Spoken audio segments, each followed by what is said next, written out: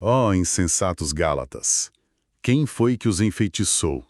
Puxa, que jeito de começar uma carta, hein? É quase um puxão de orelha. Total.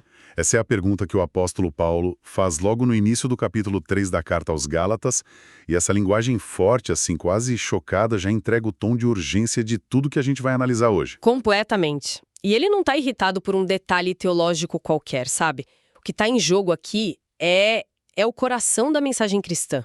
A pergunta que ele tá tentando responder é fundamental. Como é que uma pessoa pode ser considerada justa ou ok diante de Deus? É pela fé em Jesus Cristo, como ele ensinou, ou é preciso voltar e cumprir todo o ritual da lei mosaica? E essa não era uma discussão teórica, de seminário.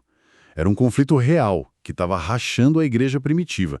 A gente precisa lembrar que a comunidade estava crescendo muito, recebendo gente que não era judia, os gentios. Exato. E aí chega um grupo que os estudiosos chamam de judaizantes e diz: olha, legal que vocês têm fé, mas para ser parte do povo de Deus de verdade, vocês precisam se circuncidar, seguir as leis de comida, guardar o sábado. É contra essa ideia que Paulo está se levantando com toda a força. Exatamente. Ele vê isso como um retrocesso perigoso, um outro evangelho. Então, o material que a gente tem em mãos hoje, com base nas anotações de bíblias de estudo como a Holman e a Nova Almeida Atualizada, nos permite seguir o raciocínio dele. Certo. O nosso plano aqui é basicamente desvendar como ele constrói, passo a passo, essa defesa tão apaixonada da centralidade da fé. É a revolucionária sobre a nova identidade em Cristo. É uma sequência lógica e muito, muito poderosa. E ele começa de um jeito bem pessoal, né? Sim, ele não parte de uma citação da lei, ele parte da vida deles. Ali nos versículos de 1 a 5, a pergunta que fica ecoando é: recebeste o Espírito pelas obras da lei ou pela pregação da fé? É como se ele dissesse: gente, vamos voltar para o começo. Lembrem de como vocês entraram nessa jornada. E esse ponto é crucial. A experiência transformadora que eles tiveram, a presença do Espírito Santo na vida deles, não veio como um prêmio por bom comportamento, sabe? Não veio por seguir um checklist de regras. Veio quando eles ouviram e creram na mensagem. As nossas fontes destacam que Paulo faz 5 perguntas retóricas, uma atrás da outra. Ele não está esperando uma resposta. Ele está forçando os Gálatas a enxergarem a contradição. Que contradição seria essa? A contradição absurda entre o começo da fé deles, que foi uma obra do Espírito, e a tentativa atual de se aperfeiçoarem pela carne. E o que significa essa expressão aperfeiçoar-se na carne? Carne, no vocabulário de Paulo, quase sempre se refere ao esforço puramente humano, a nossa capacidade limitada e falha. Então ele está dizendo: vocês começaram com o poder de Deus, o Espírito, e agora acham que vão chegar à maturidade pelo esforço próprio de vocês, seguindo regras? Isso não faz o menor sentido. Tem uma frase ali no começo que sempre me intrigou. Diante dos olhos de vocês, Jesus Cristo foi exposto como crucificado. Obviamente eles não estavam lá em Jerusalém. Como assim, diante dos olhos deles? A explicação que as notas de estudo trazem é que a pregação que eles ouviram foi tão clara, tão vívida, tão focada no sacrifício de Cristo, que foi como se um outdoor gigantesco tivesse sido colocado na frente deles. Nossa. A imagem da cruz, o centro da salvação pela graça, foi pintada de uma forma inesquecível para eles. Para Paulo, a prova de que Deus estava agindo ali eram os milagres, a presença do Espírito. E tudo isso era resposta à fé, não à obediência a rituais. Ok, então o primeiro argumento é a experiência deles, algo que eles não podiam negar. Mas aí ele muda de tática completamente e traz para a conversa o peso da história. A figura de Abraão. Exato. Ele cita Gênesis lá no versículo 6. Abraão creu em Deus, e isso lhe foi atribuído para a justiça. Por que trazer Abraão para essa briga era jogada de mestre? Porque Abraão era o pai da nação, o modelo de fé, a referência máxima.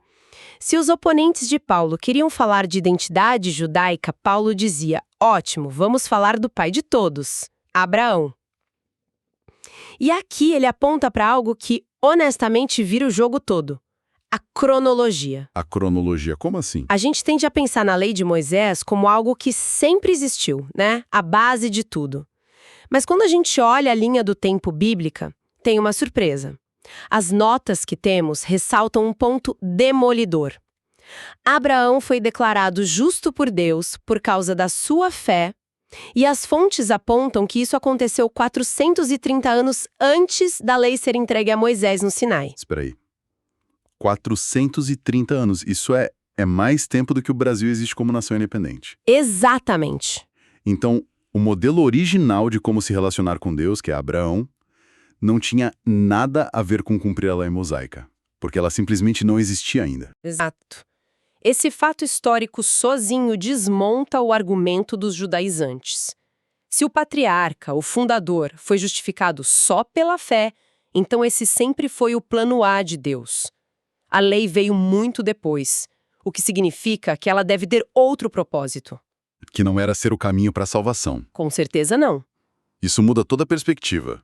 E Paulo não para por aí. Ele usa essa base para redefinir o que significa ser um filho de Abraão. Sim, isso é radical. Naquela cultura, ser filho de Abraão era questão de linhagem, de sangue, de circuncisão. Era um clube exclusivo. Paulo vira essa ideia de cabeça para baixo. Ele argumenta que os verdadeiros descendentes espirituais de Abraão não são os que têm o DNA dele, mas os que têm a fé dele. Os verdadeiros filhos são aqueles que, como Abraão, simplesmente confiam na promessa de Deus. Que, na prática, abria as portas para todo mundo. Os gentios, que não tinham nenhuma ligação de sangue, ao crerem em Cristo, se tornavam herdeiros da mesma promessa. E Paulo diz que isso já estava previsto desde o começo. A promessa original a Abraão foi: em você serão abençoados todos os povos. Paulo olha para essa frase e diz: estão vendo? O Evangelho Universal já estava sendo anunciado ali, em Gênesis. Ok, isso levanta uma pergunta meio óbvia, mas que pode ser desconfortável. Se Abraão, o pai de todos, foi justificado pela fé e esse era o plano o tempo todo, por que Deus introduziu a lei mosaica centenas de anos depois? Parece um passo para trás, uma complicação desnecessária. É a pergunta de $1 milhão e Paulo sabia que precisava responder. E a resposta dele é chocante. Ele diz que, na verdade, quem vive tentando se justificar pelas obras da lei está debaixo de maldição. Maldição é uma palavra forte. Muito. Ele cita o Antigo Testamento no versículo 10. Maldito todo aquele que não permanece em todas as coisas que estão escritas no livro da lei para praticá-las. O ponto-chave aí é a palavra todas, né? Exatamente. A lei é um pacote completo. Não dá para escolher só as partes que a gente gosta. Ela exige perfeição absoluta, o tempo todo. Um único deslize e, pelo padrão da própria lei, você já está em falta. É um padrão impossível de ser alcançado. Totalmente. Pense em termos modernos. É viver com uma ansiedade de performance constante, a sensação de que você nunca é bom o suficiente. A lei estabelece um padrão de justiça perfeito, mas ela não nos dá a força para alcançá-lo. Então a lei funciona como um diagnóstico preciso da nossa condição, mas não é o remédio. Ela mostra o problema, mas não oferece a solução. Perfeita analogia. Ela é como um exame de ressonância magnética que mostra a extensão da doença, mas não contém a cura. E, segundo Paulo, a cura, a solução para essa maldição da performance impossível, está no versículo 13. Cristo nos resgatou da maldição da lei, fazendo-se maldição por nós. O que é uma ideia muito forte. Como assim, fazendo-se maldição? Paulo está se referindo à forma da sua morte. Ele cita outra passagem do Antigo Testamento que diz: maldito todo aquele que for pendurado no madeiro. A crucificação era a forma mais humilhante e amaldiçoada de execução. Entendi. Então, o argumento de Paulo é que na cruz, Jesus tomou sobre si a maldição que nós merecíamos por não conseguir cumprir a lei. Ele troca de lugar conosco. E ao fazer isso, ele quebra o poder de condenação da lei sobre quem confia nele. Certo. Isso explica como Cristo nos livra da maldição. Mas ainda fica a pergunta: por que Deus deu a lei então, se ela não salva e só mostra nosso fracasso? Paulo responde isso diretamente no versículo 19. A lei foi adicionada por causa das transgressões. As nossas fontes explicam isso de duas formas. Primeiro, de um jeito prático. A lei funcionava como uma cerca, um freio social para limitar o caos do pecado. Uhum. Mas o propósito mais profundo era pedagógico. A lei serviu para deixar o pecado inegável. Ela esfrega na nossa cara o padrão de Deus e o quanto estamos longe dele. É como tentar montar um móvel sueco sem um manual. Você acha que está indo bem, até que pega o manual e vê que montou tudo errado. A lei é o manual que mostra todos os erros. É isso. E ao mostrar todos os erros, ela nos leva ao desespero. Um desespero saudável que nos faz perceber que não conseguimos nos salvar sozinhos e que precisamos de um Salvador. Certo. Paulo usa outra imagem forte. Ele diz que a lei encerrou tudo debaixo do pecado. É como se ela trancasse toda a humanidade numa prisão. Não por maldade, mas para que ficasse claro que a única chave para sair dali não era o nosso bom comportamento, e sim a promessa de resgate pela fé em Cristo. Essa imagem da prisão é poderosa. E para explicar essa função temporária da lei, ele usa outra analogia, a do tutor ou aio. O que exatamente era um aio no mundo antigo? Soa como um professor particular, mas pelo que entendi é um pouco diferente. Bem diferente. No mundo greco-romano, o aio, em grego paidagogos, não era o professor. Geralmente era um escravo de confiança da família, cuja função era cuidar do filho do seu senhor. Ele era tipo uma babá, guarda-costas, disciplinador.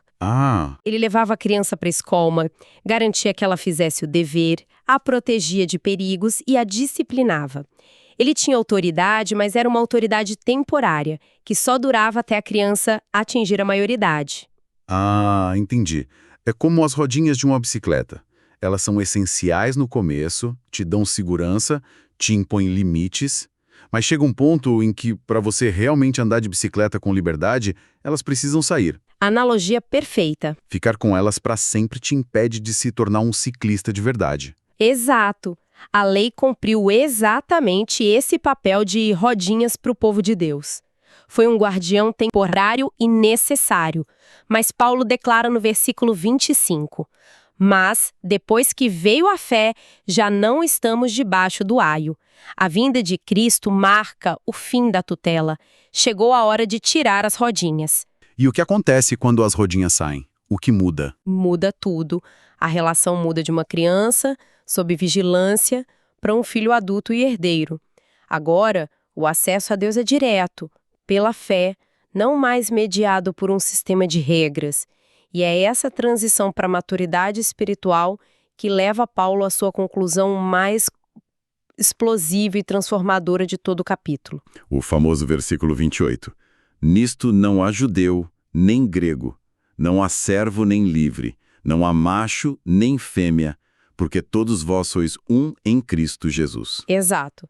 E a gente precisa parar e pensar no impacto que essa frase teria no primeiro século.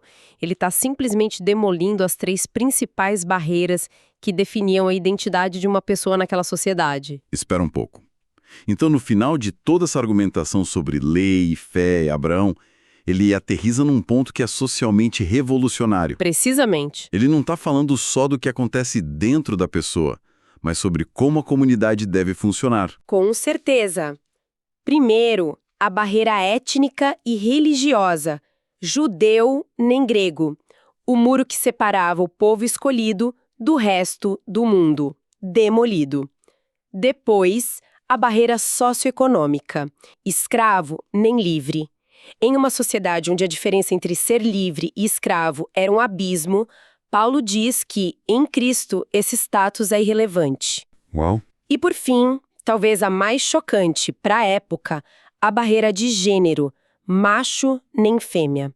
Numa cultura patriarcal, ele coloca homens e mulheres no mesmo patamar espiritual. As notas de estudo ressaltam que ele está anulando qualquer argumento de que um grupo possa ter alguma vantagem ou status superior dentro da comunidade da fé. E ele amarra tudo isso de volta ao começo da discussão no último versículo. E se sois de Cristo, então sois descendência de Abraão e herdeiros conforme a promessa. É um fechamento de ciclo perfeito. Perfeito. Ele prova que a verdadeira herança prometida a Abraão Não vem pela etnia, nem pelo cumprimento da lei, mas pela união com Cristo através da fé. Isso significa que uma mulher gentil e escrava que crê em Cristo é tão herdeira de Abraão quanto um homem judeu e livre. Para aquela época, isso era inconcebível. Nossa! Olhando para trás agora, o caminho que Paulo nos fez percorrer é impressionante. Ele começa com a experiência pessoal dos Gálatas, algo que eles sentiram na pele. Daí, vai para a história, usando o exemplo de Abraão para provar que a fé sempre foi o caminho. Em seguida, ele redefine o propósito da lei. Não uma escada para o céu, mas um tutor que nos mostra a nossa necessidade de um Salvador. E a conclusão de tudo isso não é só uma liberdade individual, mas a criação de uma comunidade radicalmente nova, onde as barreiras que dividem a humanidade são dissolvidas. Exatamente essa é a jornada. É uma defesa da salvação pela fé que liberta a pessoa e, ao mesmo tempo, unifica a comunidade de um jeito que o mundo não conseguia entender.